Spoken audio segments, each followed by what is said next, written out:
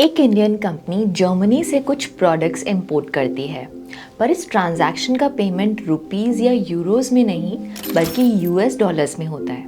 क्यों? क्योंकि US dollar सिर्फ अमेरिका की करेंसी नहीं बल्कि एक ग्लोबल करेंसी है। पर ऐसा क्या है डॉलर में जो डॉलर को इतना पावरफुल बनाता है? आइए आज के वीडियो में जानते हैं यूएस डॉलर के बारे में। डॉलर को इतना पावरफुल बनाने वाले कारण। Number 1, trusted reserve currency. US dollar world की रिजर्व करेंसी है, यानी दुनिया भर के सेंट्रल बैंक्स अपने 59% फॉरेन एक्सचेंज रिजर्व्स डॉलर में रखते हैं। मतलब ये कि दुनिया के जितने भी बड़े बड़े बैंक्स होते हैं जो उस कंट्री का पैसा संभालते हैं उन्हें सेंट्रल बैंक्स कहते हैं। वो अपनी लगभग 59% सेविंग्स को यूएस डॉलर में रखते हैं। अब इसका क्या फ़ायदा है? जब किसी कंट्री की करेंसी वीक हो जाती है, यानी उसकी वैल्यू दूसरी करेंसीज के कंपैरिजन में कम हो जाती है, तो इससे इंपोर्ट्स का खर्चा बढ़ने लगता है। ऐसा क्यों?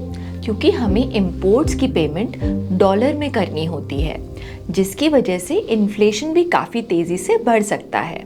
फॉर एग्जाम्पल, अगर एक यूएस डॉलर की वैल्यू 75 रुपीज़ से बढ़कर 80 रुपीज़ हो जाए, तो इसका मतलब है इंडियन रुपी वीक हो गया है और इससे डायरेक्टली इन्फ्लेशन पर असर पड़ता है, specially imported goods and services के प्राइस पर।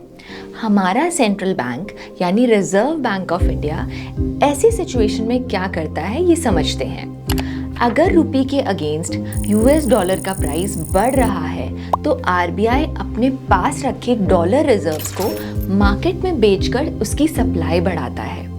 इससे रुपीस की वैल्यू यूएस डॉलर्स के अगेंस्ट स्टेबल होने में मदद होती है, जिससे देश की इकोनॉमी कंट्रोल में रहती है। सिंपल वर्ड्स में डॉलर रिजर्व्स एक बैकअप फंड की तरह काम करते हैं, जो क्राइसिस के वक्त इकोनॉमी को संभालने में मदद करता है। 2008 फाइनेंशियल क्राइसिस के वक्त काफ़ी कंट्रीज ने अपने डॉलर रिजर्व्स बढ़ाए ताकि उनकी इकोनॉमीज सेफ रहें। रीज़न नंबर 2, ग्लोबल डेट में डॉलर का रोल। एज ऑफ अर्ली 2024 दुनिया के लगभग 62% इंटरनेशनल डेट सिक्योरिटीज़ जैसे बॉन्ड्स और लोन्स यूएस डॉलर्स में इशू किए गए थे। इसका मतलब है कि कंट्रीज़ और कंपनीज जब ग्लोबल इन्वेस्टर्स से पैसे उधार लेती हैं तो वो पैसे मोस्टली यूएस डॉलर में उधार लेती हैं। ये इसलिए होता है क्योंकि डॉलर स्टेबल और ट्रस्टेड करेंसी है और ग्लोबल इन्वेस्टर्स उसमें पैसे लगाना सेफ समझते हैं। रीज़न नंबर 3, ग्लोबल ट्रेड और ट्रांजैक्शंस। दुनिया के लगभग 50% ट्रेड यानी कंट्रीज के बीच का लेन देन यूएस डॉलर्स में होता है, चाहे डील में यूएस शामिल हो या ना हो। मान लीजिए अगर ब्राज़ील जर्मनी से मशीनरी इंपोर्ट करता है तो पेमेंट डॉलर्स में होता है, क्योंकि डॉलर को यूज़ करना ईजी है और सेफ है। रीज़न नंबर 4, फॉरेक्स मार्केट का लीडर।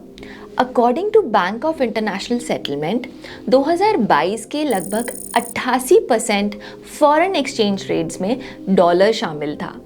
जब भी दो करेंसीज के बीच एक्सचेंज होता है, जैसे रुपी से येन, तो ये ट्रांजैक्शन अक्सर यूएस डॉलर के ज़रिए होता है।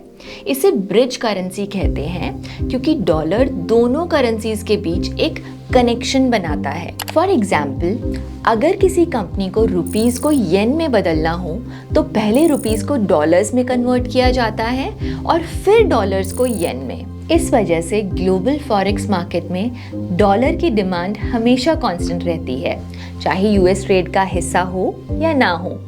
इसका असर ये होता है कि यूएस डॉलर की वैल्यू और इम्पोर्टेंस दोनों दुनिया भर के फाइनेंशियल सिस्टम्स में बरकरार रहते हैं। रीज़न नंबर 5, कमोडिटीज़ के प्राइसेस डॉलर में। ऑयल, गोल्ड और मैक्सिमम ग्लोबल कमोडिटीज़ के प्राइसेस डॉलर्स में होते हैं।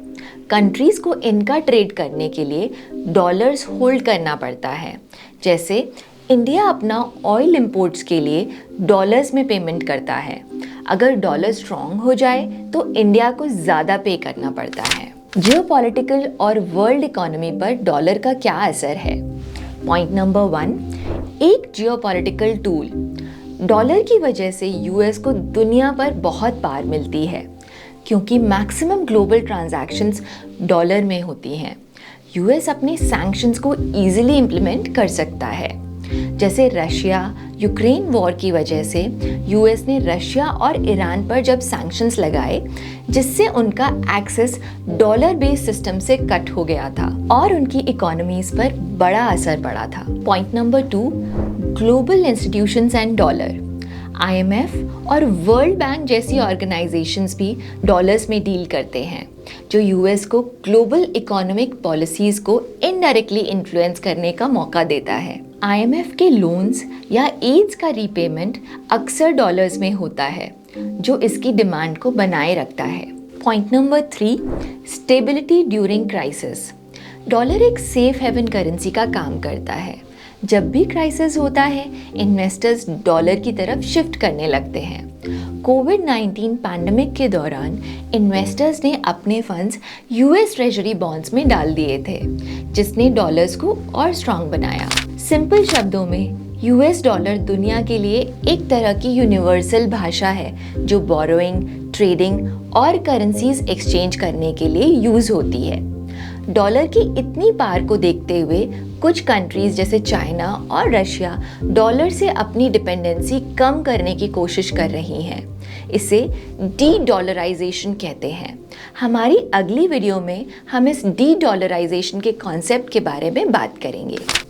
इंडियन इन्वेस्टर्स के लिए डॉलर को समझना ज़रूरी है क्योंकि ये ट्रेड, इन्फ्लेशन और हमारी इन्वेस्टमेंट्स को डायरेक्टली इम्पैक्ट करता है।